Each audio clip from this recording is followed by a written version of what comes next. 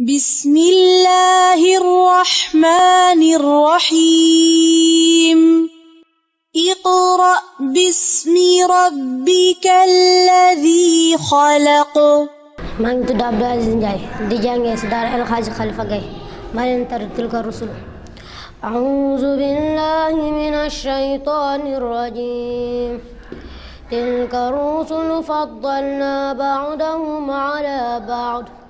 منهم من كلم الله ورفع بعضهم درجات وآتينا عيسى ابن مريم البينات وأيدناه بروح القدس ولو شاء الله ما اقتتل الذين من بعدهم من بعد ما جاءتهم البينات ولكن اختلفوا فمنهم من آمن ومنهم من كفر ولو شاء الله ما اقتتلوا ولكن الله يفعل ما يريد يا أيها الذين آمنوا أنفقوا مما رزقناكم من قبل أن يأتي يوم لا بيع فيه ولا خلة ولا شفاعة والكافرون هم الظالمون صدق الله العظيم. waaw bu ñu bëggee ñëw ci genèse institut islamique El Hadji Khalifa Gaye bu tey bi ñu nekk fii Thiès li ñu mën a wax mooy ñu ngi ko inauguré le 12 janvier 2019 bi ñu paree loolu nag dafa am conception boo xam ne moom lañu tëraloon mu genre programme. Dans un premier temps dañu organiser def benn daara moderne bi si la ñuy recruter xale yi nga xam ne am nañu 5 ba 6 ans bu ñu leen recruter ñu ñëw dañ leen di jàngal dalal leen ba ñu mën a fer ijji ñu def ak ñoom 3 ans. Au terme des 3 années maintenant li ci am mooy xale bi soit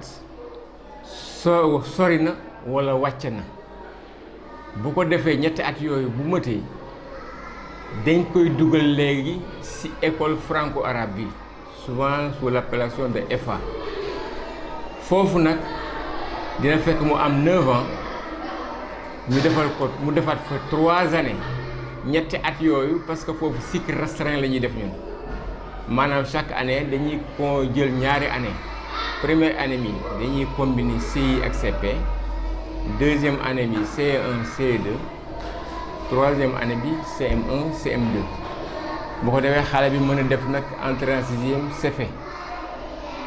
parce que boo xoolee ci le cycle traditionnel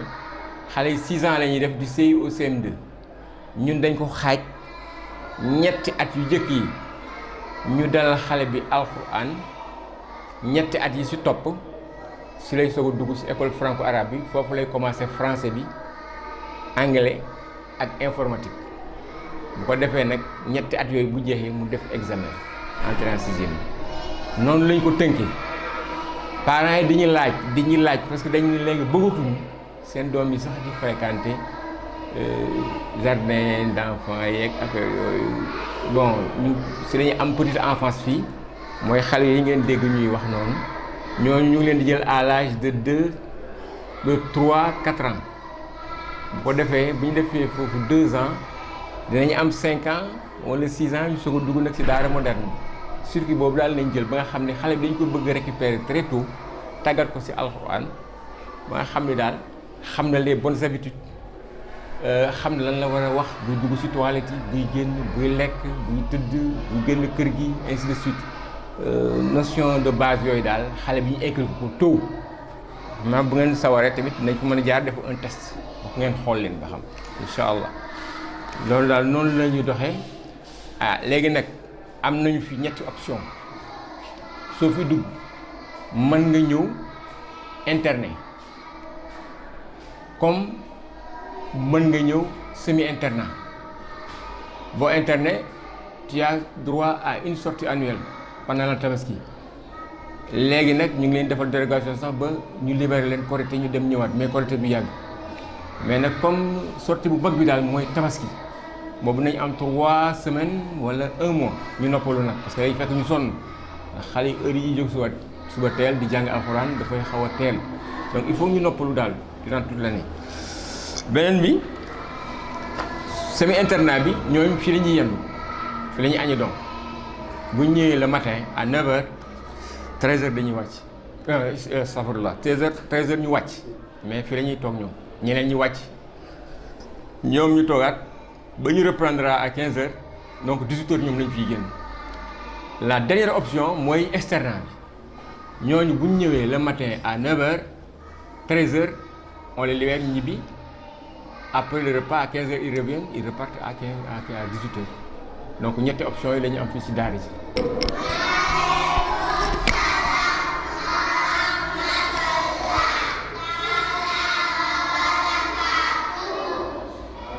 waaw asalaamaaleykum wa rahmatullah maa ngi tudd Aïcha Jiite nekk ci école Maam Khalifa Gueye jardin la pour tarbiyatul islamiya encadrer xale yi seen wàllu diine pour ñu gën a xam seen wàllu diine naka nañuy jàppoo naka nañuy jullee ak yenn ayatul quraaniya yoo xam ni suuratul quraaniya yoo xam ni xasira lay doon rek pour xale yi mun koo jàng suñu paree tamit dinañu jàng ci wàllu tawxiid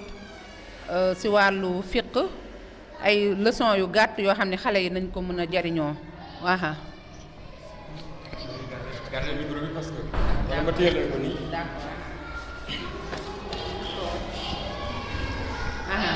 xam naa da ngeen di jàngal suuratul kaafiruun bismillaahi rahmaani rahiim qul yaa ayyuhal kaafiruun ate jàng leen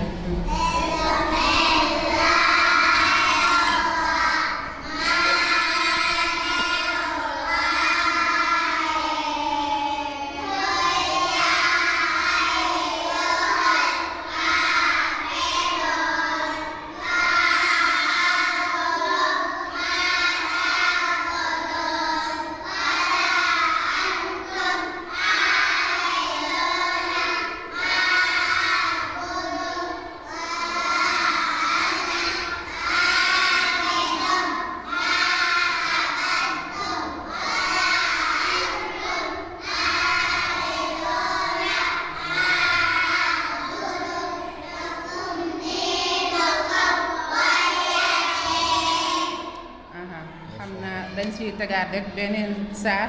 mu sootul nasri iza jaa nasrullahi bismillahi rahmaani rahim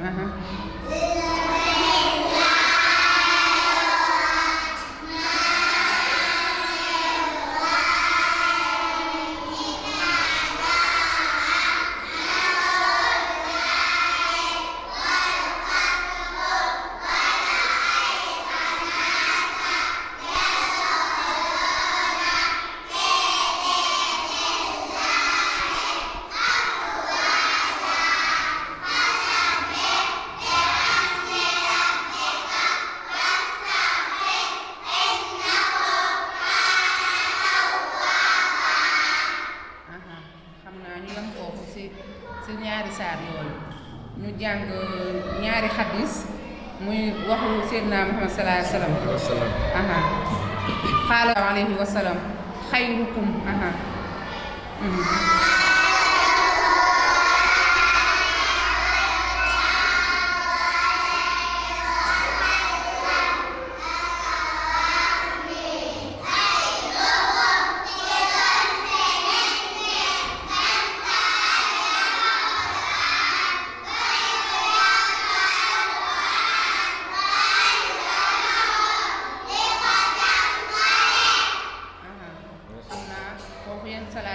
wax ni ki gën ci nit ñi mooy ki jàng alxuraan di ko jàngale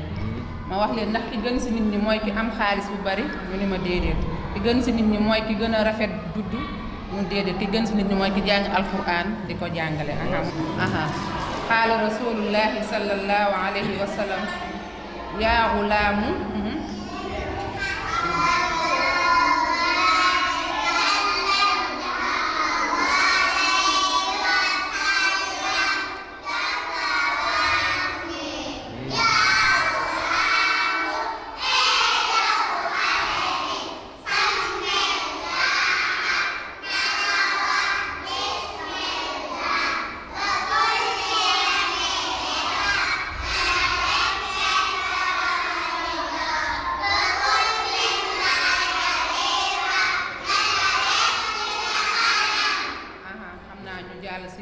beneen matière bu ñuy wax tawxiid mooy ñu wéetal yàlla subhanahu wa taala. Masha Allah. allahu rabbi Amadou.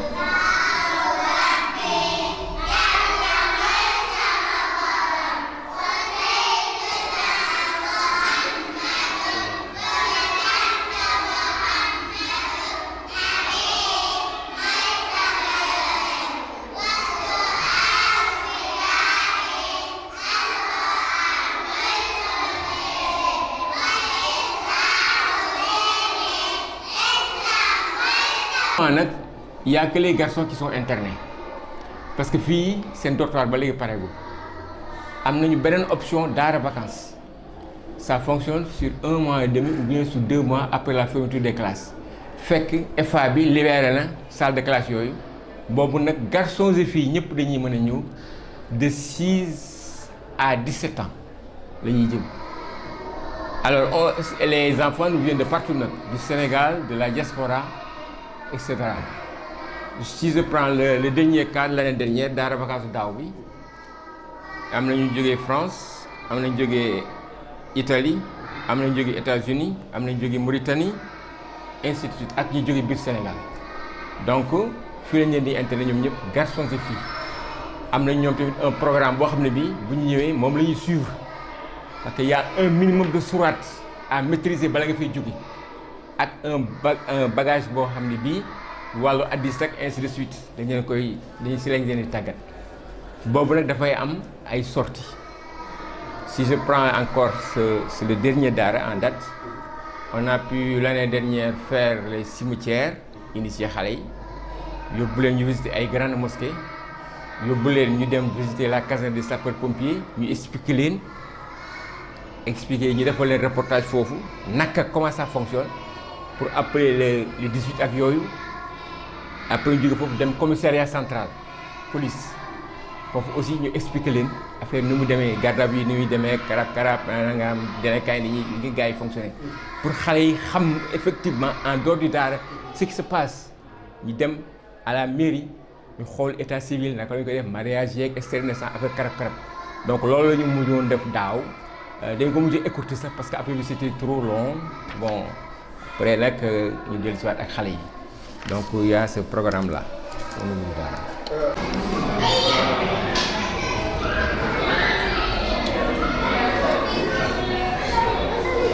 tudd Moustapha Niang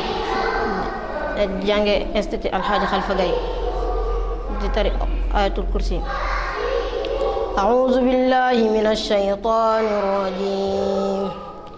الله لا إله إلا هو الحي القيوم لا تأخذه سنة ولا نوم له ما في السماوات وما في الأرض من ذا الذي يشفع عنده إلا بإذنه يعلم ما بين أيديهم وما خلفهم ولا يحيطون بشيء من علمه إلا بما شاء وسع كرسيه السماوات والأرض ولا يؤوده حفظهما وهو العلي العظيم لا إكراه في الدين قد تبين الرشد من الغي ومن يكفر بالطاغوت ويؤمن بالله فقد استمسك بالعروة الوثقى لا انفصام لها والله سميع عليم صدق الله العظيم.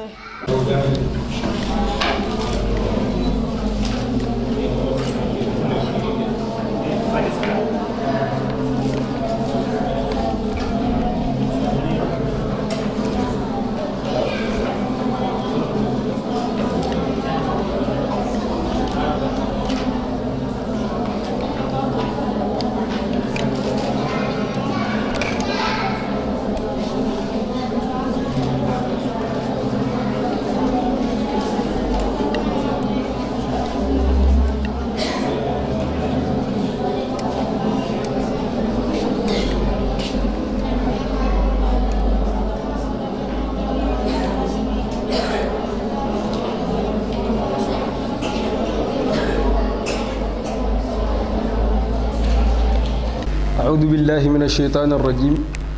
بسم الله الرحمن الرحيم أيها الإخوة الكرام نرحبكم كالعادة الذين يستمعون إلينا في داخل السنغال وفي خارج الوطن أهلا وسهلا ومرحبا بكم السلام عليكم ورحمة الله ginnaaw bi ñu sant yàlla julli ci yonent bi sallallahu alayhi wa sallam man maa ngi tudd Oustaz Alioune Badara Sow jàngee fee ca Aynu Maadin Jaaga ñëw fii ci Thiès ci institut islamique Alxaaji Xalifa Gaye di fi jàngalee depuis 2012 ba tey maa ngi fi di jàngalee fii nga xamante ne mooy daara Serigne Baye Laye Guèye li tey nag li ñu war a waxtaanee bokk ci loo xamante ne nii lu nekk ci biir daara la loo xam ne day nekk ci daara ba pare génnee ci daara amal njëriñ société bi daara nag njëriñam bokk na ci da ngay nekk responsable boo jaaree ci daara daara ku fa jaar da ngay nekk boroom xam-xam ci domaine bu ne da nga koy xam ndax jaar daara ji nga jaar daara daara nag képp ku yóbbu sa doom daara bul yàkkamti te xam ne bisa ngi ñëw boo doon jooy da nga reetaan ndaxte ñun jaar nañ daara mais ban jaaree daara suñuy waajur doon nañ jooy waaye noppi nañu ndax lañ bëggoon ci ñun am nañ ko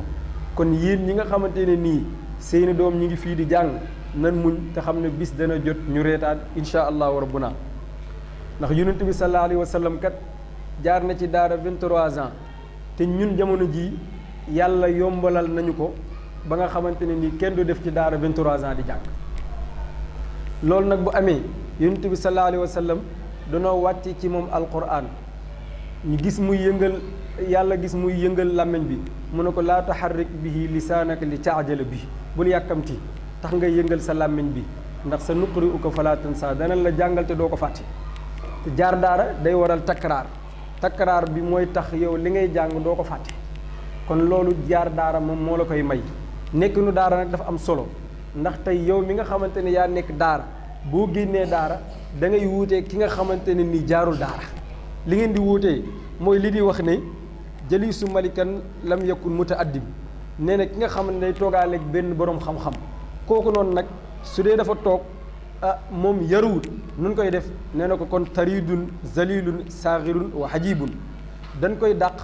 dañ koy toroxal di ko yiir di ko def looloo xamante ne nii kat lii dañuy xam ne kii bu nekkoon boroom xam-xam bu toogee boroom xam-xam dana ko jox cër te dañuy wax ne wa in ankaxta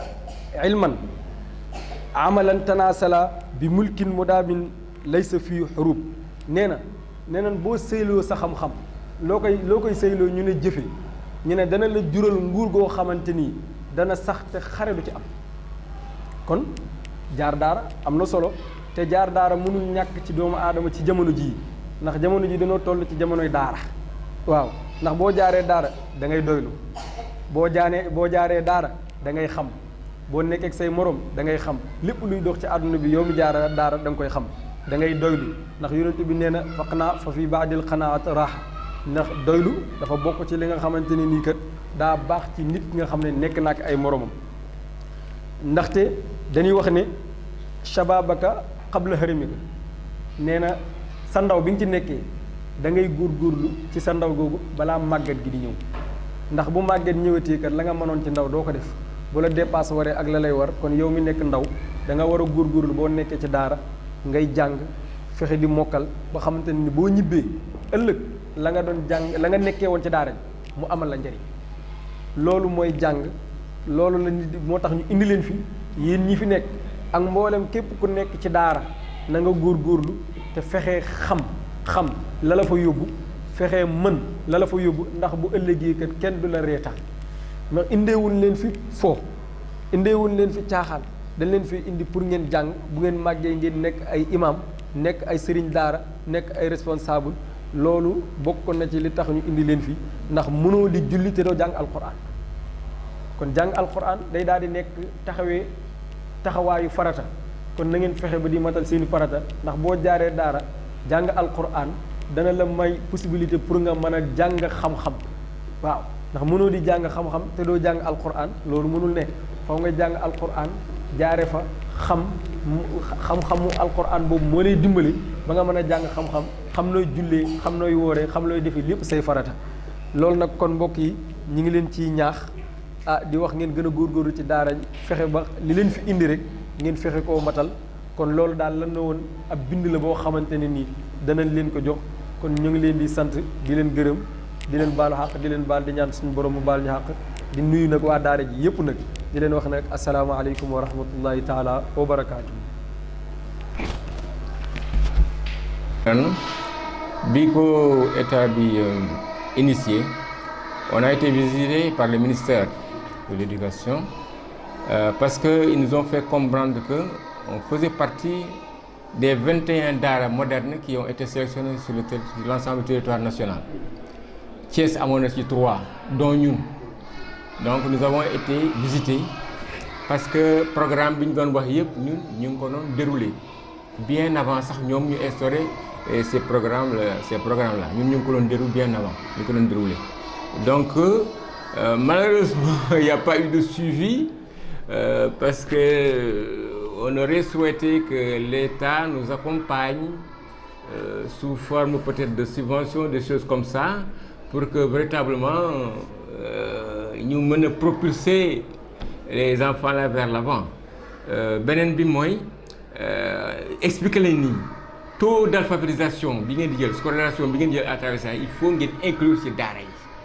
parce que daara yi ñu ngi récupérer une bonne partie des jeunes. Alors am na ñoo xam ne véritablement ils ont opté je peux prendre l'exemple d'une fille bu nekkoon suñu daara avant fii daara suñu daara initiale bi mu nekk Mbour 1 boobu moom daara traditionnelle ba léegi ñu ngi migré nag vers le daara moderne cette fille-là elle avait refusé de faire l'école elle avait catégoriquement refusé moom donc à 11 ans fekk na wàcc na mokkal na moo tax moom bi muy def démonstration le public était ému vraiment keroog bi ñu fa génne tabaarkalla macha allah baatar nañ ko baatar yu wóor ma leen bii moom baatar yu ànd naa ci la deuxième en date c'était l'année dernière actuellement cette fille là déjà mi ngi franco-arabe mais dañ koy tëbal classe parce que benn si professeur ñëw na mu ne kii véritablement xaw ma d'où elle vient mais dañ ko dugal première année ñu sa tëbal ko surtout la daan déwén si ñu tëbalaat ko ainsi de suite donc elle a franchi rapidement les étapes et elle a poussé ses frères et sœurs année boobu ñëw tamit ñu wàcce donc année boobu am nañu si famille boobu ñett ñu wàcce moom moo leen poussé bu ñu wàcce parce que moom moo leen gën a féete suuf voilà donc elle s'appelle Awa Mbaye kooku moom poussé magam yi ba ñu wàcce noo même année.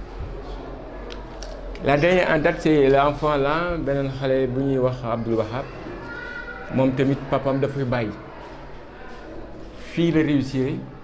moom nag bi ñu koy yore fële suñu daara bale boobu temps ñun commencé bu ñu franco-arabe mais dañu amoon benn accord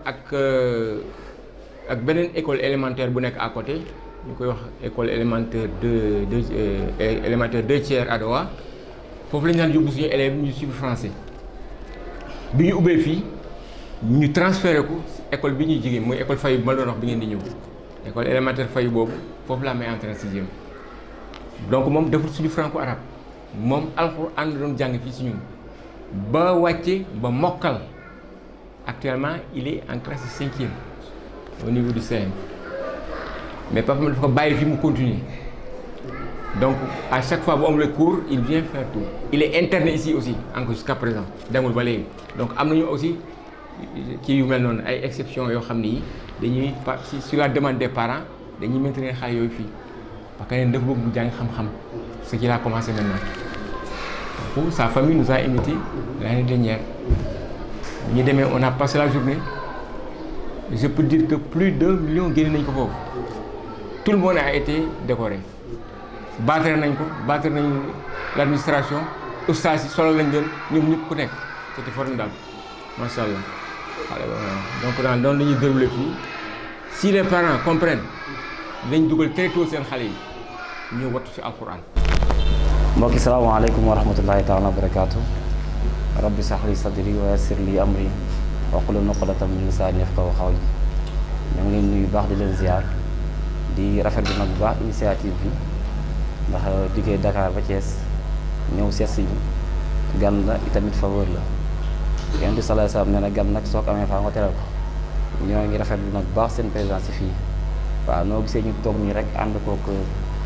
mbokk daara yi kii sama wet nii Oustaz Alioune Badara la tudd kii na ci suuf fii mooy Mouhamad ak yeneen gars yi na ci biir rek comme ni ko Alioune jaar nag moo fa jaar ndax Alioune tënk na wax na itamit ban njëriñ la ñuy war a topp ak tamit seen parents yi lu mu lañ fi indee pour ngeen jaam ci daara ji maanaam comme seen comportement ak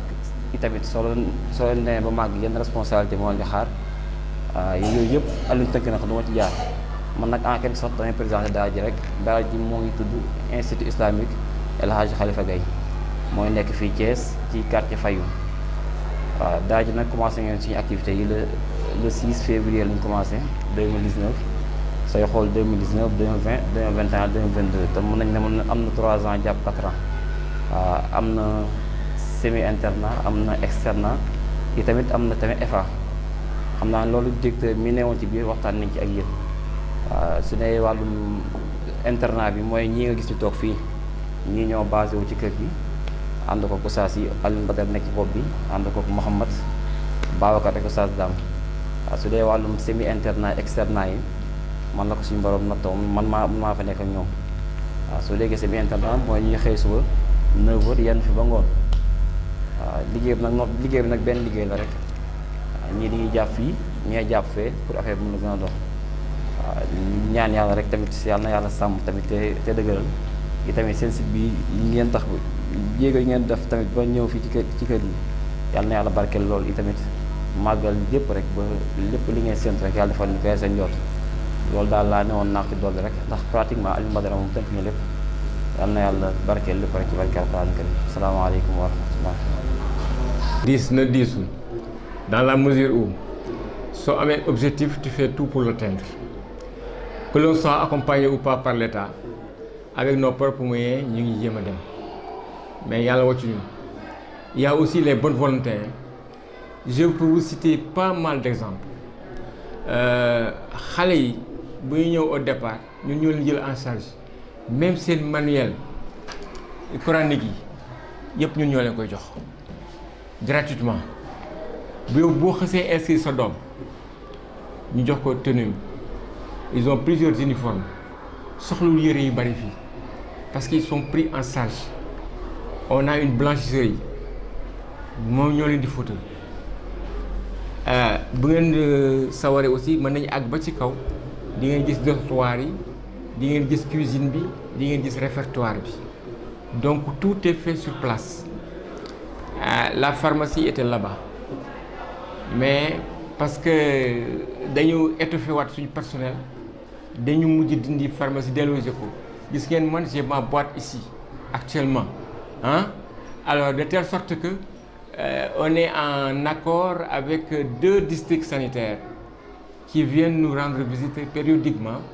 mais bu ñu amee ay cas aussi on les amène là-bas directement ils sont traités sur place ñu indiwaat leen ce matin man fa laa jógee parce que je me sentais un peu mal donc jaar naa dem consultation bi ñëwaat alhamdulilah maa ngi sant yàlla parce que j'ai pu recevoir c'était pas le cas ce matin donc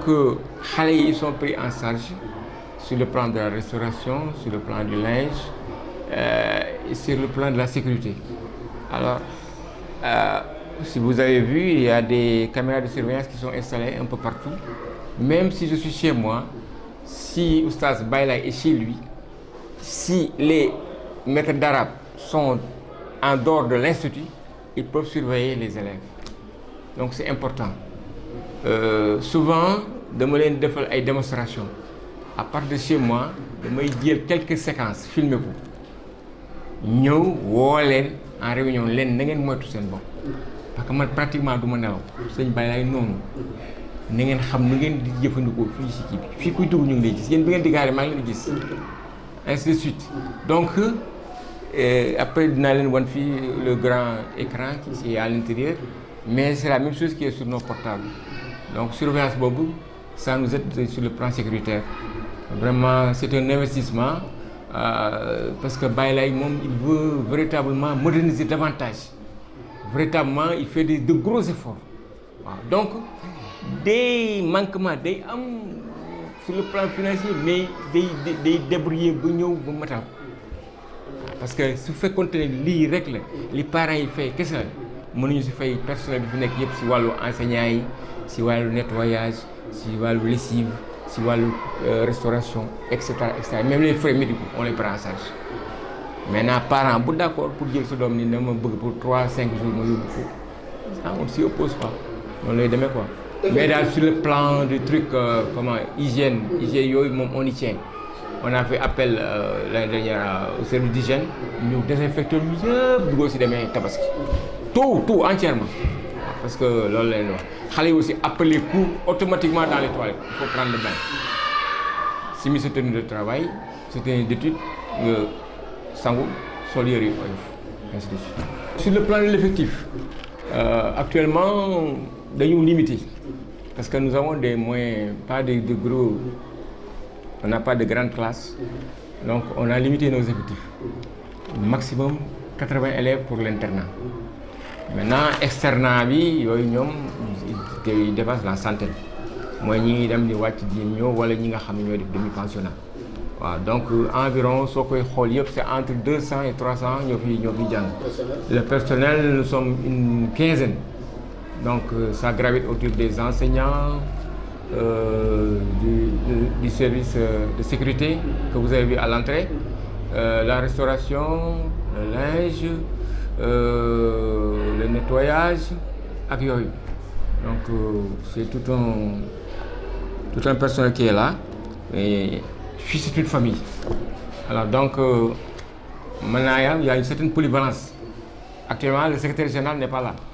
il est parti, il a un rendez-vous médical mais on prend en charge de son travail en attendant qu'il arrive. Voilà, c'est comme ça. Bon, actuellement véritablement on vit très loin parce que les parents encore nous assomment. Une cycle élémentaire bi dañuy bëgg ñu dépasser ko donc il faut au moins 4 classes. Actuellement nous avons 3 classes qui sont disponibles. Il nous faut une 4e classe pour démarrer le cycle secondaire. Alors le cycle des moyens du moins donc au moins ñu ni au moins xale bu ñu fi génn dañuy génn ak seen BFEM ñun loolu moo leen gënal mais nag ñun nous avons des moyens limités. Nous avons des moyens limités. On tend aussi vers la formation professionnelle. On a eu quelques discussions avec les lycées techniques de Thiès, avec les chemins de fer, pour que nos enfants-là puissent faire une formation professionnelle. Parce que ñëpp mënuñu réussir dans les études. Ñenn ñi ils optent pour une formation professionnelle bu ñu génnee am si lu ñu jàpp. waaw yaa xam ndax da ngay toog fii wala da ngay ne bitim yaa xam mais en tout cas booy génn au moins yaa ngi ak sa diplôme sur le plan pédagogique académique ensuite ce diplôme sur le plan professionnel nga am tu es armé loolu moom ñu ngi si quoi mais nag c'est pas une mince affaire mais en tout cas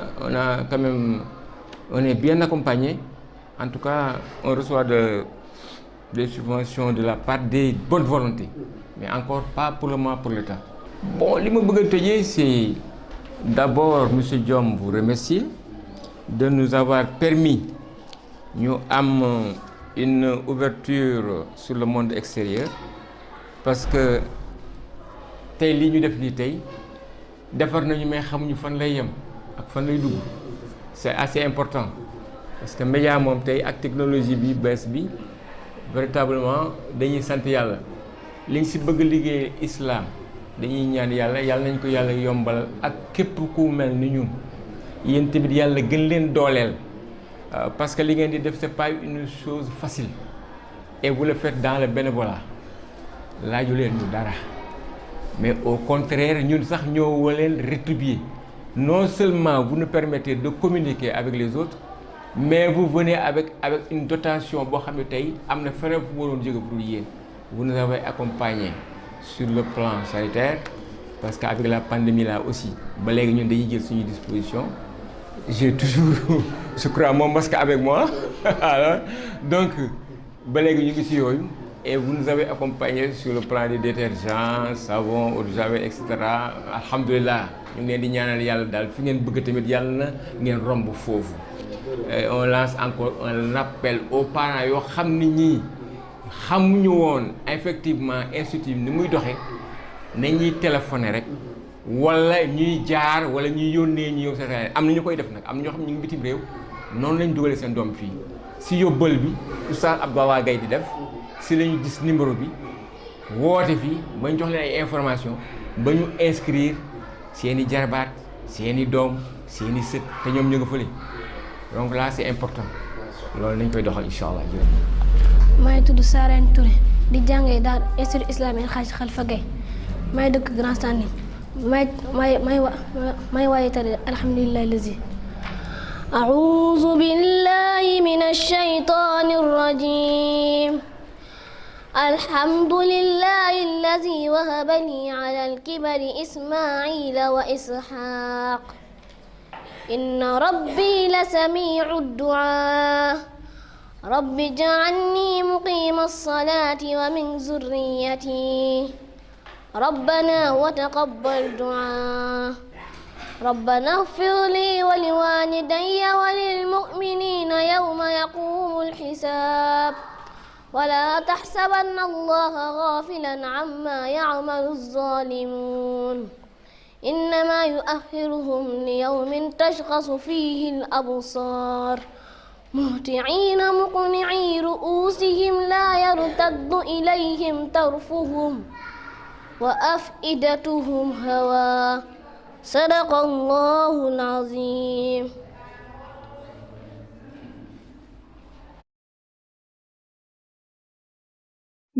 Bismillahir rahmanir rahim. Iqra' bismi rabbikal ladzi khalaq.